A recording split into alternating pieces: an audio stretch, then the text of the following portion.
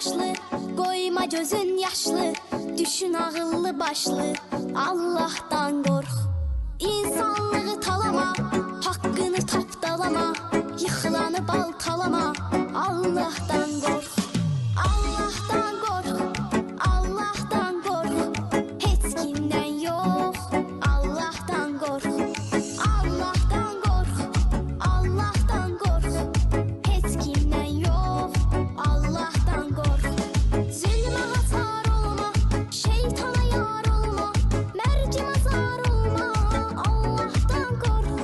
Görsen ayak yalın, maraqlan bir halın. Yeme etimin malın, Allah'tan kork. Namehreme bakma, yeme haram lokma. Hiç kimden korkma, Allah'tan kork. Yaşa tefekkürlü, günahlar her türlü. Olma teçeppürlü, Allah'tan kork. Allah'tan kork, Allah'tan kork. Hiç kimden yok, Allah'tan kork. Allah'tan kork, Allah'tan kork.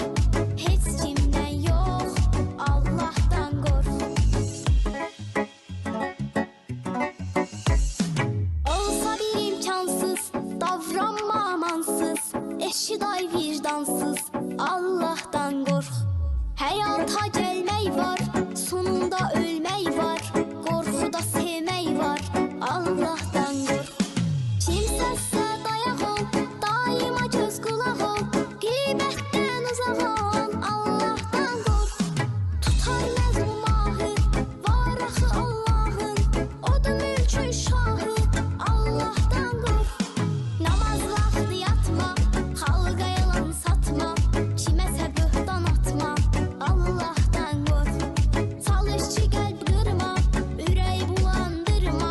Ruhumu sındırma, Allah'tan kork. Allah'tan kork, Allah'tan kork.